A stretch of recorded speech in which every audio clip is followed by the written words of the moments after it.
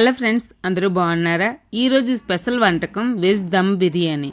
మన ఇంట్లో ఉండే కొన్ని వెజిటేబుల్స్తో రుచిగా ఈ వెజ్ దమ్ బిర్యానీ ఎలా తయారు చేయాలో చూద్దాం. ఈ బిర్యానీని 2 కేజీల బాస్మతి రైస్ తో చేస్తున్నా. 1/2 కేజీ ఉల్లిపాయలు తీసుకుని కట్ చేసి ఈ విధంగా ఫ్రై చేసుకోండి. ఫ్రై అయినాక ఉల్లిపాయలు తీసేటప్పుడు గంటతో ఈ విధంగా ఒత్తుకోండి. ఉల్లిపాయల్లో నూనె ఉంటే కిందకి జారుతుంది. ఉల్లిపాయలు ఫ్రై చేసుకుని పక్కన పెట్టుకోండి. 2 కేజీల బిర్యానీ ఉడికి కడాయి తీసుకొని స్టవ్ మీద పెట్టి దాంట్లో 2 టేబుల్ స్పూన్ల నెయ్యి వేసుకోండి. మనం ఉల్లిపాయలు వేయించి పెట్టుకున్న ఆయిల్ ఉంది కదా, అది కూడా ఒక 4 గంటలు వేసుకోండి. వేసుకున్నాక ఆయిల్ కొంచెం వేడినాక దీంట్లో కొంచెం జీడిపప్పులు కూడా వేసుకోండి. జీడిపప్పులు కొంచెం వేగినాక దీంట్లో బిర్యానీ మసాలా, ఆకు, చెక్క, లవంగాలు, సాజీరా ఇలా అన్ని వేసుకోండి. ఇవి కొంచెం వేగినాక దీంట్లో మన దగ్గర ఉండే వెజిటేబుల్స్ క్యారెట్, ఆలుగడ్డ, మిల్ మేకర్లు, కాలీఫ్లవర్ ఉంటే కాలీఫ్లవర్ కూడా వేసుకోవచ్చు. ఇలా కట్ చేసుకుని వేసుకోండి. ఇలా వెజిటేబుల్స్ వేసుకున్నాక వీటిని బాగా కలుపుకొని దీంట్లో 2 టేబుల్ స్పూన్ అల్లం వెల్లుల్లి పేస్ట్ కూడా వేసుకోండి. అల్లం వెల్లుల్లి పేస్ట్ వేసుకొని అంతా బాగా కలుపుకొని స్టవ్ ఫ్లేమ్ మీడియం లో పెట్టుకుని మూత పెట్టి ఉంచుకోండి. ఈ లోపు మనం బిర్యానీ మసాలా ప్రిపేర్ చేద్దాం. ఒక పెద్ద బౌల్ తీసుకొని దాంట్లో ఒక పెద్ద కప్పు పెరుగు తీసుకోండి. ఇది ఇంట్లో తయారు చేసుకున్న బిర్యానీ మసాలా పౌడర్. ఇది 1 స్పూన్ వేసుకోండి.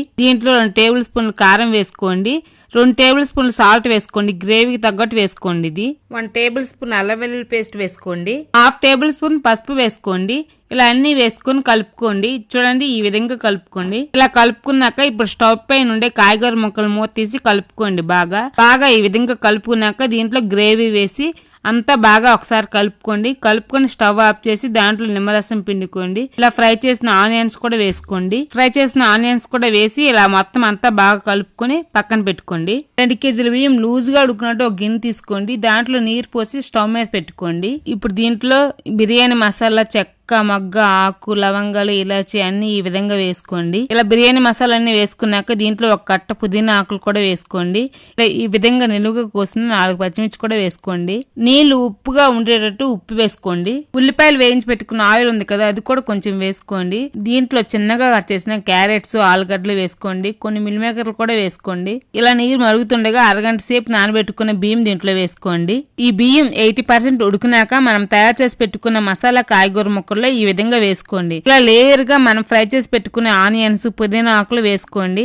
నిలువుగా కట్ చేసిన పచ్చిమిర్చి కూడా కొన్ని వేసుకోండి. ఇలా లాస్ట్ లో 2 టేబుల్ స్పూన్ నెయ్యి వేసుకొని మీ దగ్గర రోజు వాటర్ అయినా, కేవ్ వాటర్ అయినా ఉంటే వేసుకోండి. కొంచెం వాటర్ కొన్ని తీసుకొని దాంట్లో పసుపు కలిపి ఇలా వేసుకోండి. దీనికి తగ్గట్టు మూత పెట్టుకోండి. ఇప్పుడు స్టవ్ పై పెనం పెట్టి దానిపై బిర్యానీ కడాయి పెట్టి పెనం వేడైనంత వరకు ఫ్లేమ్ మీడియం లో పెట్టుకోండి. ఒక 5 నిమిషాలు. మిగతా 10 నిమిషాలు ఫ్లేమ్ సిమ్ లో పెట్టుకుని ఉంచుకోండి. దమ్ బయటికి రాకుండా ఈ విధంగా గోధుమ పిండి అయినా, మైదా పిండి అయినా ఈ విధంగా పెట్టుకోండి. 15 నిమిషాల తర్వాత స్టవ్ ఆఫ్ చేసి 10 నిమిషాలు ఆగి మూత తీయండి. 10 నిమిషాల తర్వాత మూత తీసి చూస్తే చూడండి, కమ్మని వెజ్ దమ్ బిర్యానీ రెడీ అయ్యింది. మన దగ్గర ఉండే కొన్ని వెజిటేబుల్స్ తో ఇలా నూరు నుంచే కమ్మని వెజ్ దమ్ బిర్యానీ తయారు చేసుకోవచ్చు. ఓకే ఫ్రెండ్స్, ఈ వెజ్ దమ్ బిర్యానీ ఎంతమందికి నచ్చిందో లైక్ చేసి కామెంట్స్ పెట్టండి.